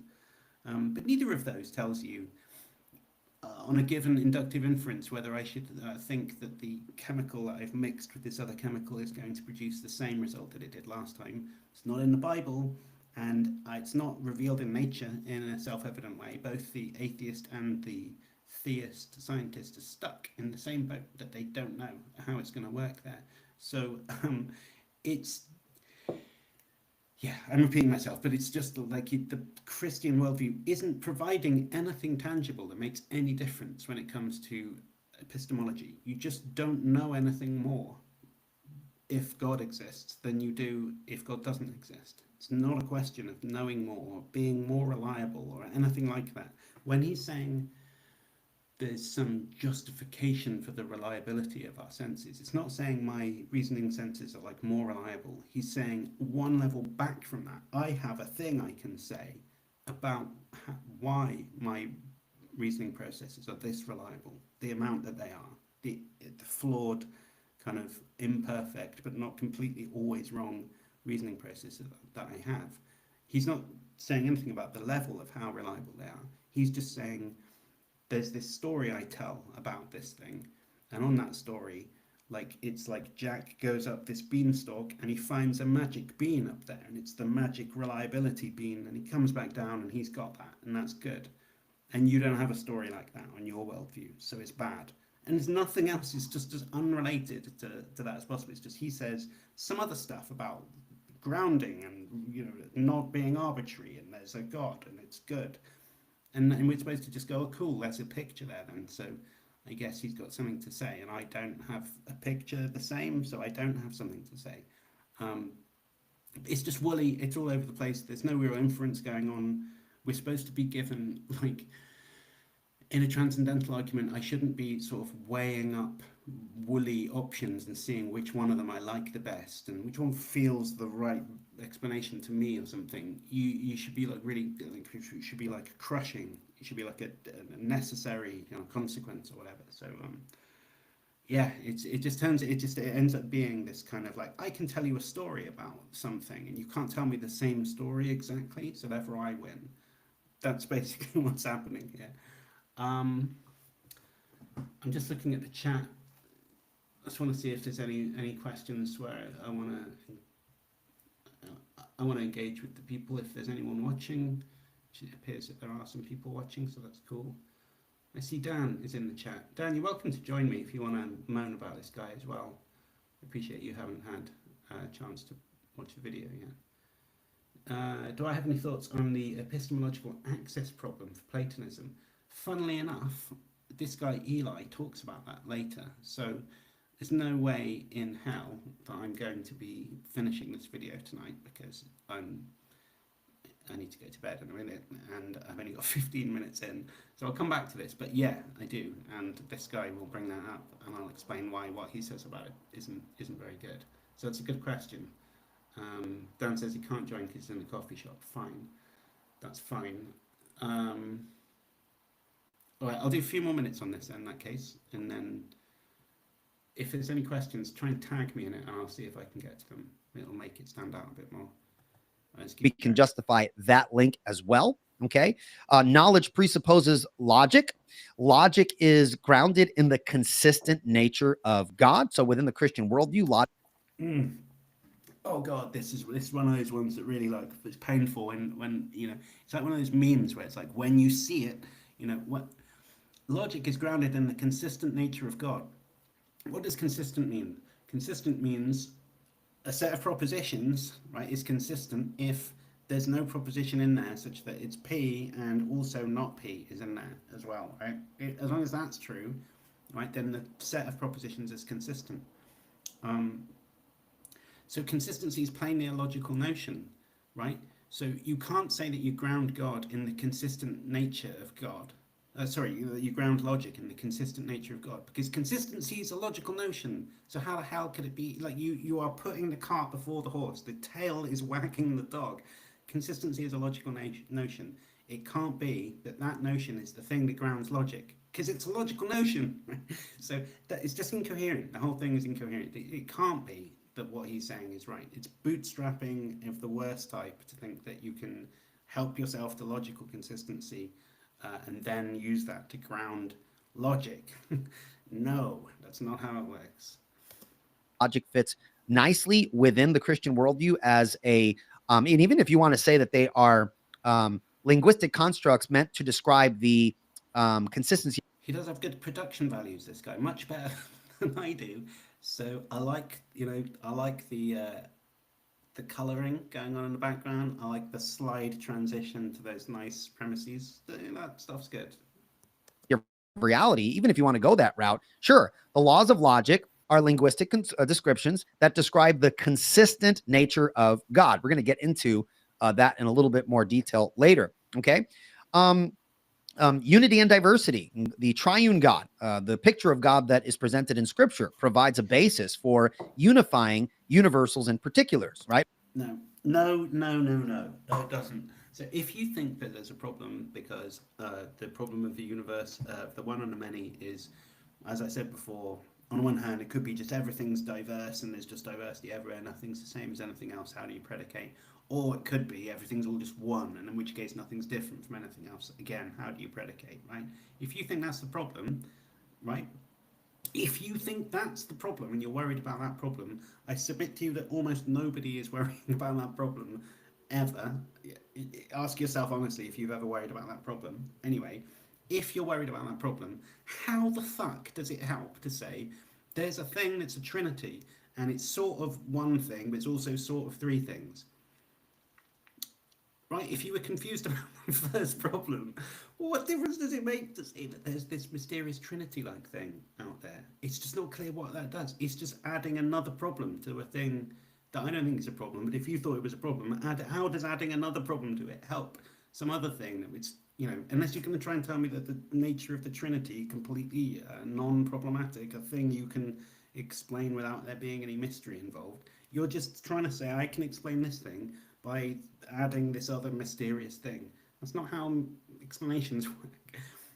They're just not related. What's going on is that we're obviously starting off with our theology's lumbered from Erasmus onwards or whatever with this weird notion of the Trinity where there's got to be both one thing and also three things, and that's super difficult to give an account for.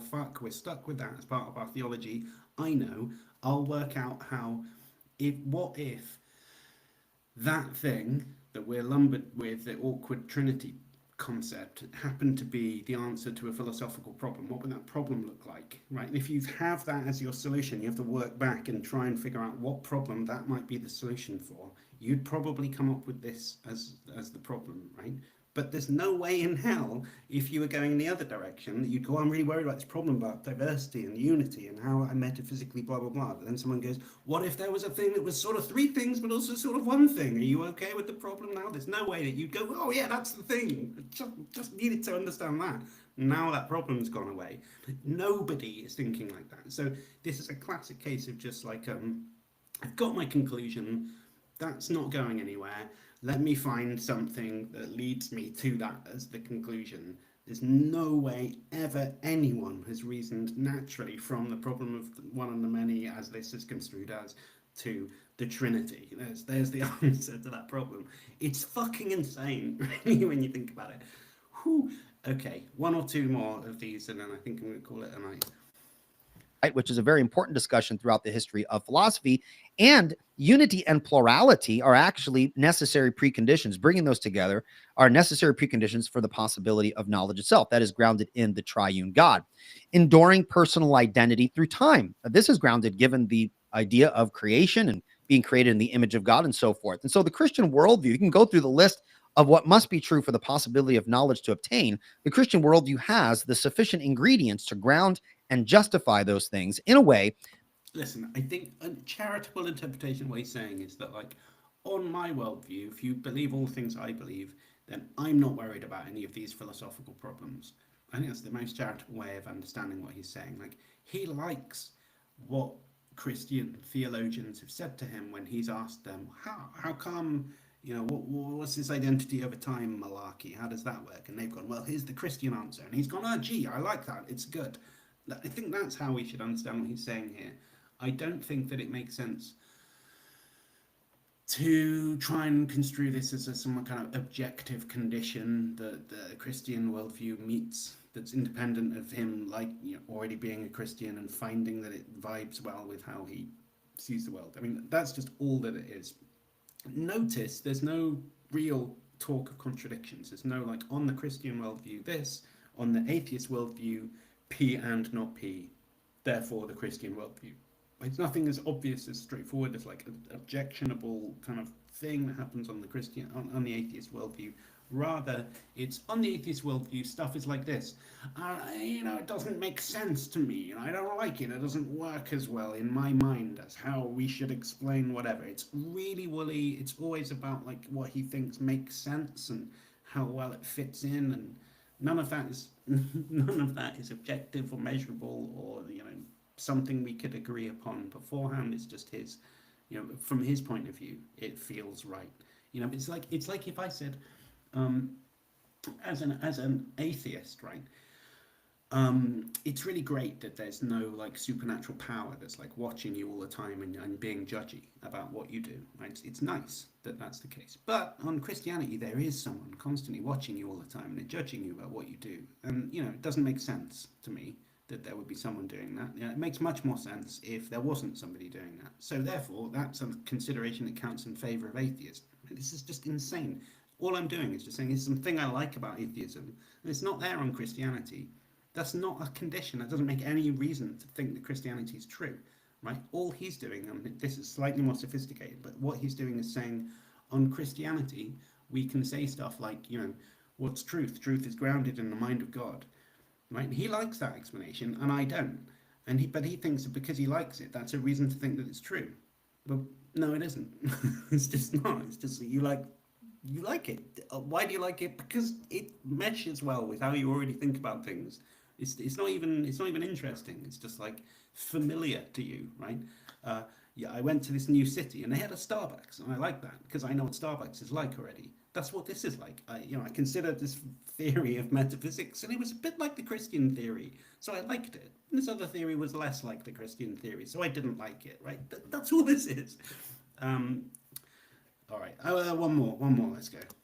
That does not result in arbitrariness or inconsistency. Now, of course, the claim that it does that it doesn't provide that is going to be a feature of the Christian surviving, so to speak, the attempted internal critique of the opponent. Okay, and so I grant that that's something that will obviously there's more that has to be done here. Okay, so for example, responding to everything I just said is going to require the unbeliever to posit a worldview that can ground these things, hence falsifying the transcendental premise. However, it's not simply presenting an alternative. You actually now have to survive the internal critique of that alternative, showing that the alternative grounds these foundations in a non-arbitrary, non-inconsistent fashion. Okay, so grounding the alternatives in a non-arbitrary, non-inconsistent way. This is him saying, this is a measuring stick that's independent of my worldview, because like if you try and ground these things, or if you try and explain, say, what logic is on your worldview, but it doesn't ground it, then that's something that counts against it. Why is that? That would only be true if the grounding of whatever it is, logic in something, was a measuring stick that was objective and didn't, it wasn't determined by my worldview, right? If it was an independent measuring stick. But who says it is? Who says it is? He's not saying why I should think that it is. He's just saying, he's just saying it. He's just saying this thing isn't like Christianity, so it's bad, right? Unless you can give me some argument as to why it not being like Christianity in this respect is something that I should give a shit about. I'm not going to give a shit about the fact that you're saying it's not like Christianity either. So, that's the loose way of saying it. But what I mean is that, like, in particular, what he's doing is drawing a distinction between like my worldview and his worldview, or between the Christian worldview and whatever, some token atheist worldview. And he's sometimes saying, well, that's just what it's like on the atheist worldview. Over here on the Christian worldview, blah, blah, blah, and like emphasizing the distinction between those two things. But then sometimes he's saying, well, unless you can ground it, unless you can give some like a non-arbitrary whatever, unless he's plucking these like conditions out of somewhere, nowhere really, and then saying you have to do this, you have to follow the rules of the game that I'm giving you right now. Where did those rules come from? They're not part of my worldview. You're also not saying that. If you just say it's only on the Christian worldview that you need to ground logic, but it's just a worldview specific thing, it's not an independent thing, then I can just go, cool, fuck that then, I don't care about that. I'm not Christian, so it doesn't matter, right? It's not a condition that I need to, in my worldview, needs to be like Christianity. So if that's just something that's on Christianity, it's not a reason to not think, it's not a reason to criticize my theory if it's not like your theory, right? So it doesn't matter if it's just an internal thing from his point of view, that we should, it's good to ground logic and whatever. I shouldn't care about that if that's just an internal thing. But if it's something that's independent of our worldviews, right? If it's some kind of middle ground objective thing, give me some reason why I should agree with you about that, because otherwise, who's to say what's in that middle ground, right? What if it's not a consideration that exists in the middle ground in between worldviews, that grounding logic or whatever is good, right? What if that's not the case? So you'd have to explain to me why I should buy that, right? And we're just not getting any of that argument. So I'm gonna stop. At least responding to the video. I can see Floyd FP in the chat. So shout out to my homie. I can't say stuff like that. It doesn't work. Hello, Floyd, is what I mean. And Dan, I apologise if I'm missing people I know. Russell's Teapot, that might be Russell's Teapot. It might just be someone calling himself that. All right, cool. Well, it seems like there's some nice chats going on, but I'm not really seeing any questions for me, which is fine. I'll just talk to myself. It's all good.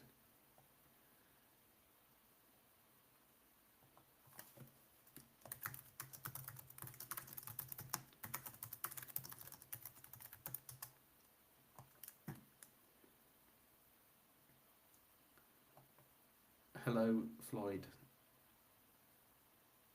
All the cool people are here. That's true. At some point, I'm going to work out how you add monetizing on this. I don't want it to be videos, but it would be nice if people could give me money. You don't have to, obviously. Okay, right. Level 5 HM says, what's some theory of knowledge that you prefer to JTB? So I don't know what the right theory of knowledge is. I'm not an epistemologist, and I don't claim to have all of the answers to that worked out. So I can tell you why philosophers were annoyed with JTB after Goethe published his paper, and some of the contours of the discussion that go on after that, but I don't know. I mean, I think it's a confusing area, and that there's quite a lot of dispute. I think it's one of those things that's very open these days in contemporary analytic philosophy, like what exactly knowledge is. There's a range of different theories. Timothy Williamson has a view where you don't analyze it in terms of knowledge being a composite of some other combination of things like belief and truth and justification equals knowledge. You'd say something like knowledge is just like a bedrock concept, so like knowledge first account, where it's like you don't give a kind of reductive account of it in terms of something else. But I don't know enough about that to know to evaluate in a sophisticated way. So I don't know much more to say about it than that. I might, if you pricked my interest with something specific, have a specific thing to say, but I don't claim to have a well worked out theory about what knowledge is. Meat Machine says, what should I have for breakfast tomorrow? I think you should have whatever the fuck you want to have for breakfast tomorrow. Someone called Shveshki something, I can't even pronounce it. In your opinion, does tag in its most steelman form deserve more than an incredulous stare? Yeah, I guess it probably does deserve more than an incredulous stare. A bit more. But I do think that, sure, we should steelman it as much as possible. That's obviously right. But you should also think about it deeply and read first-hand sources as well. And I've done quite a lot of that, not for the last couple of years, but I did go quite deep into this, and I do think that when you get through it, my view now, popping out the other side of all of that stuff, is it gets a kind of like, it's not even an incredulous stare, it's a kind of like disgruntled frown is what I would give it now. I'm like, I just think it's nothing. I just think it's not going to go anywhere. It's not really that interesting, and it's a big sort of circle jerk thing. So in a way, it's worse than an incredulous stare. But I think that when you first come to it, and you might be, you might just do a better job of understanding it than me. In which case, maybe you're right, maybe fine. I don't know if that's really helpful. Next one down, Gray says, can you please share your comprehensive thoughts on the argument for the immortality of the soul from perpetual motion? I don't really have a huge amount to say about that now, but I could go away and think about that more. I've been trying to think about death and atheism more recently. My idea is to make a video or two maybe about that, and maybe that immortality of the soul thing will come up there.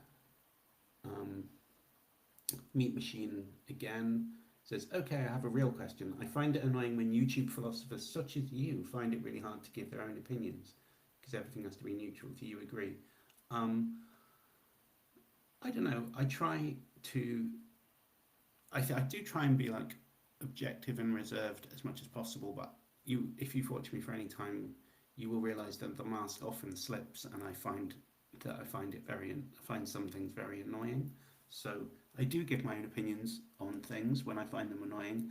I think though that sometimes when philosophers are talking about something, if you're a specialist really in any field, I think you could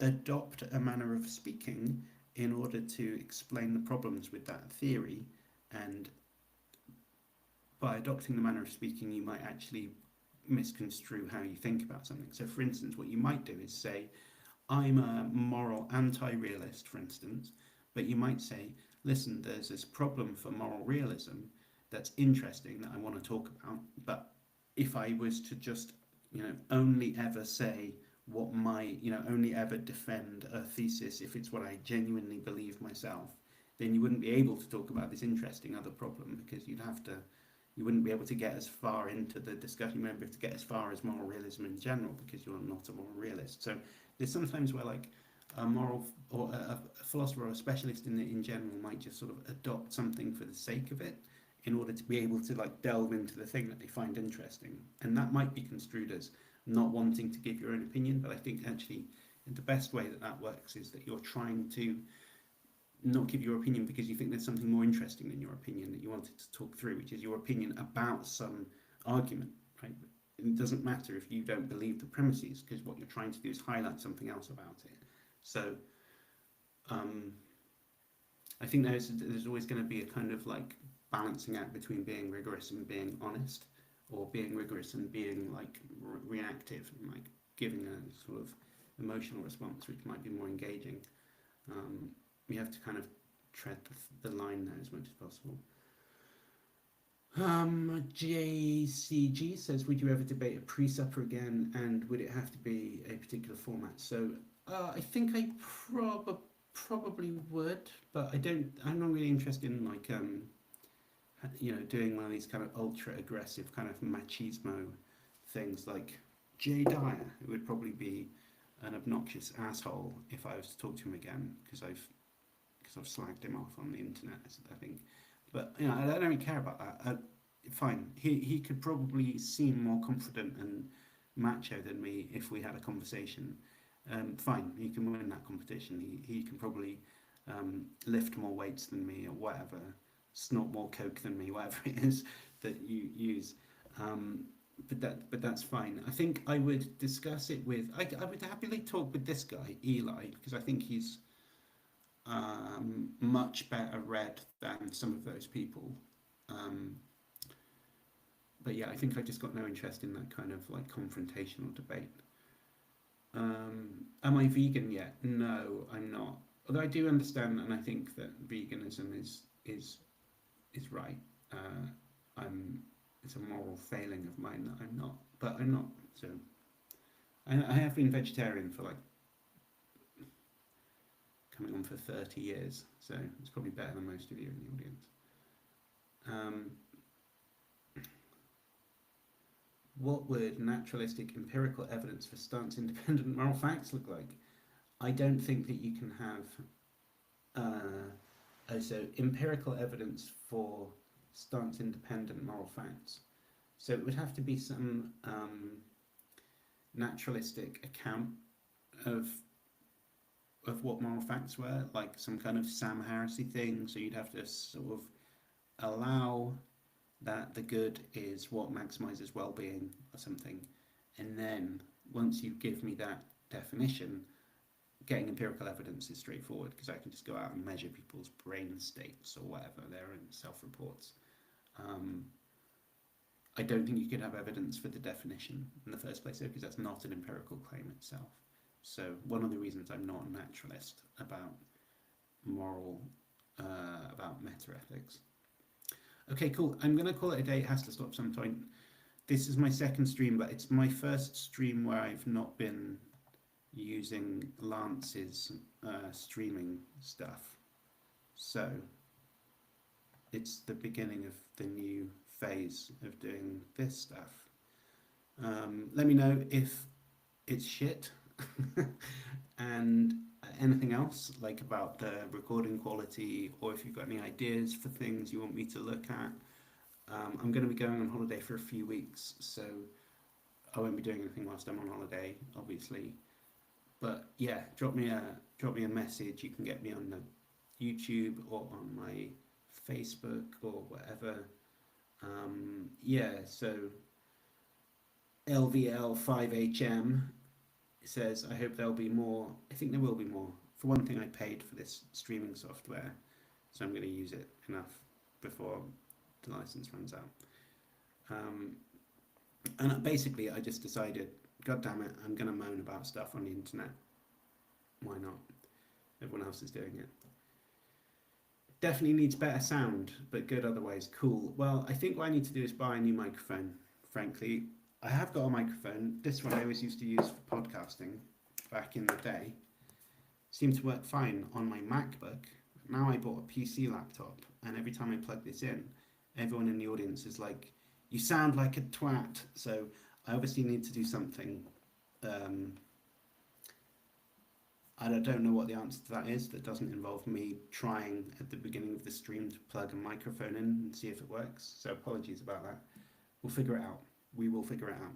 Anyway, till next time, everyone. I'll finish this video, I guess. Next time I stream, I'll continue where we've left off. So we've got, like, I don't know, 13 minutes in. Next time we'll crack on and do a bit more. And like I said, if you want anything in the meantime, give me a shout. Chuck me a like, and if you like us, subscribe. Don't have to do the subscribe, but a like would be nice. Tell me I'm a twat in the comments, because then the joke's on you, because I get a comment and I don't care what you say. All right, cool. Nice one. See you in a bit, everyone.